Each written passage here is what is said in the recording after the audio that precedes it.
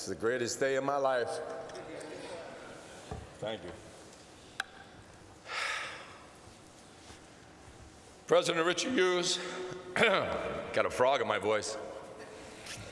Executive officers, sisters, brothers, delegates, members and officers associated with the South Atlantic and Gulf Coast District and Atlantic Coast District, all of us proud and strong ILA members, thank you.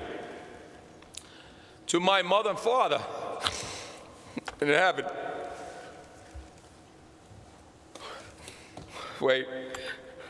and all the mighty Daggets, and all our ILA forefathers whose sacrifice and courage in the past century brought us this great union we have today. On behalf of my Pat and my family and my ILA family of Local 1804-1, I thank you, and I thank all of you, my ILA family.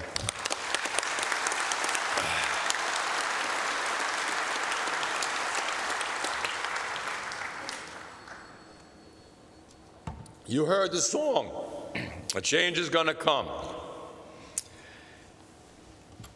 Change is affecting us in many ways.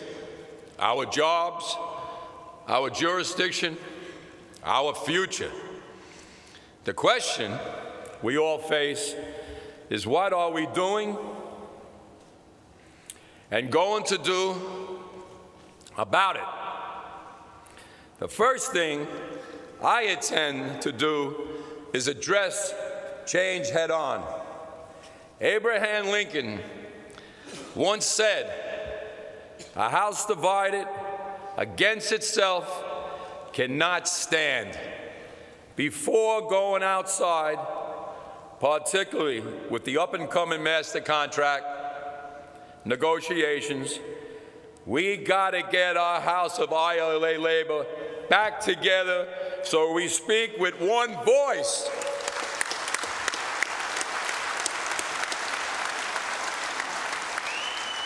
We cannot have a union within a union. We are all fighting for the same problems. I need to bring all of us back together as one, and I'm going to work damn hard on it to prove it to you that we are one, and to show management, just like they said, 15,000 behind me, we're all going to be one, and that's what I'm working on.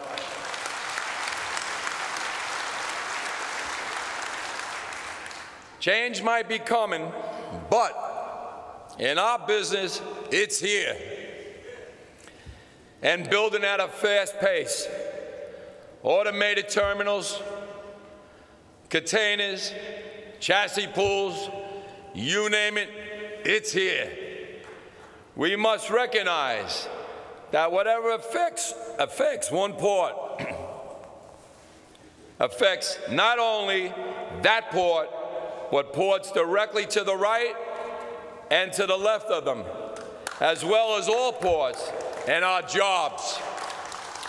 Over 20 years ago, President Bowers sent me and Al Sonatas to Rotterdam to see the first automated terminal. Well, when I got there and saw that operation, I said to Al, we're in trouble. Do you think this will ever try to come to the East Coast? He goes, I hope not. Well, let me tell you what happened when we got there.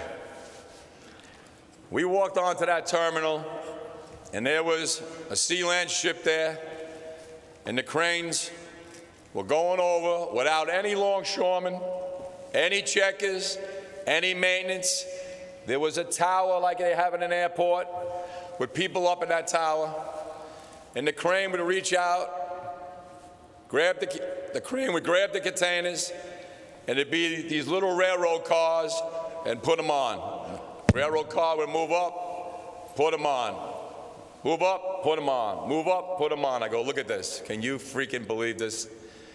Can you believe this? Automation. Automation means to take away your jobs.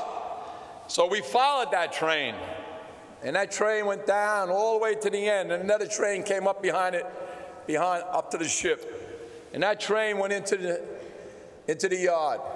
And up out of the ground came more cranes and started stacking those boxes. Not one person on that terminal was there to run that terminal except those men in that tower. If I had a hand grenade, I would have threw it up there. It was terrible. I was sick. You gotta believe me. We are against automation in this United States on the East Coast and West Coast. Hold your applause. Liverpool. Liverpool was a big longshoreman port. Today, fully automated. They're gone. Their jobs are gone. Germany. They got a half a automated. They call it a half automated. Until they retire and die, then it becomes fully. That's how they sell it to us. That's how they sold it to Hampton Roads. They sent them over to Germany. Oh, you're going to have plenty of jobs. It's going to create jobs. Bullshit. If you were to ask Hampton Roads today if they had a vote on it, they would vote it no. Just think about Easy Pass. When it first came out, we were all sitting in our cars, sitting online, and they put up a booth on the end, Easy Pass. What the hell is that? Cars going through. And as the years went on, it was 3 booths. Now we all got Easy Pass. Some guys have 3 cars, 4 cars. Everyone has an Easy Pass in it. And on the end, it says change. 1 person working over there. They were union jobs. That was automation. That's what automation does. It takes away your jobs and takes away money for your family. I'm not going to let that happen. I'm going to fight it.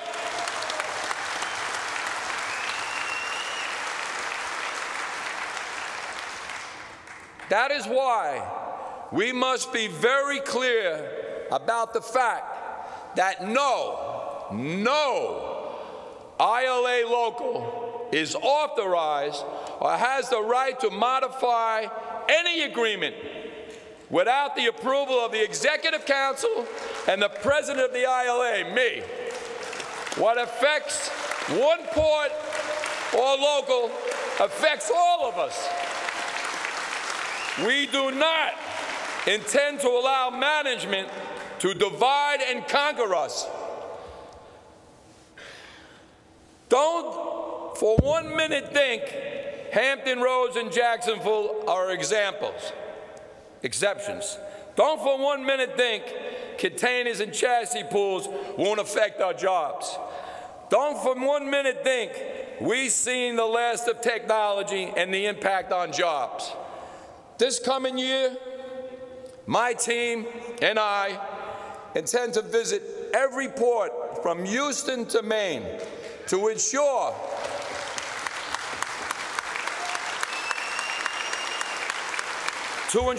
we are all working on the same page.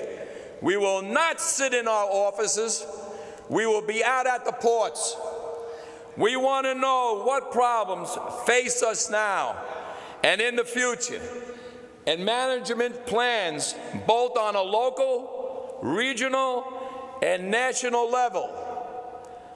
All vice presidents, and listen to me, vice presidents, because I have a lot to say about you today, and representatives, you too, will be working harder at all ports and committees, assignments we make to ensure we are getting maximum protection for our ILA membership.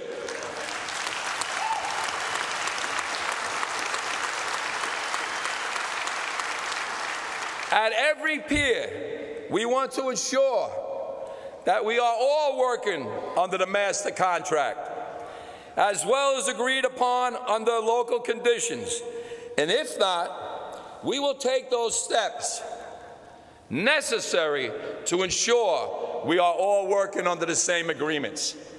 We will not, thank you, Dennis, we will not allow the actions of one port to affect our union now or in the future.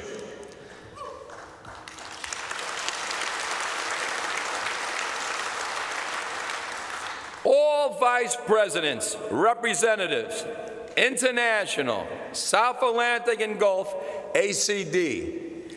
We want all of yous out representing the members, not just the local you belong to, but all the locals in your port, and keep it in touch with your district. Now I'm going to explain something, and listen to me really careful, especially the presidents of locals. When you guys have a grievance and you can't settle it, you send it up to New York. Wrong. It goes on the desk of the president takes it, sends it over to the attorneys. I'm very sorry, attorneys, but I have to say this. When the attorneys get it, cha-ching, cha-ching, cha-ching, they're on the clock, the money starts. That money that I have to pay those attorneys is the money that I have to pay you, the vice presidents, all of yous, and the reps. The way it's supposed to go, presidents of the local, is when you have a grievance and you can't settle it, you call the international president in your area, you call the district president and the rep, and the four of you sit down with the company to try to solve it. If you solve it, you just save me a lot of money so I can pay my officers. If you don't solve it, it goes to the district, and the district tries to solve it. If they solve it, they just save me a lot of money. If the district can't solve it, then it comes up to my desk, and then we work on it with the lawyers. Don't just pass a book. That's what you're getting paid for. That's what you're getting paid for. And I want you to work hard at it.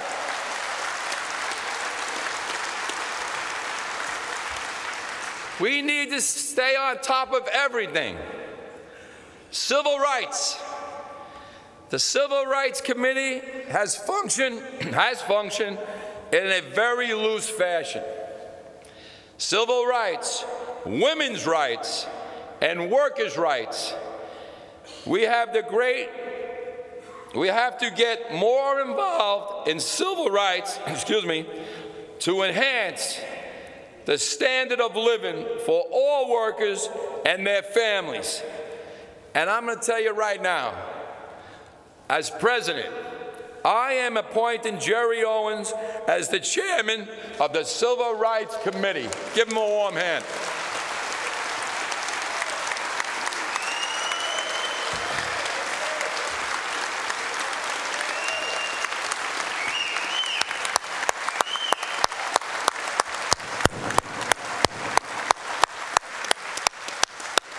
He is the right person for it.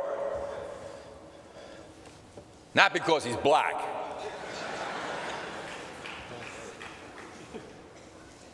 But he is the right man for it. Singapore is the largest container port in the world. The main reason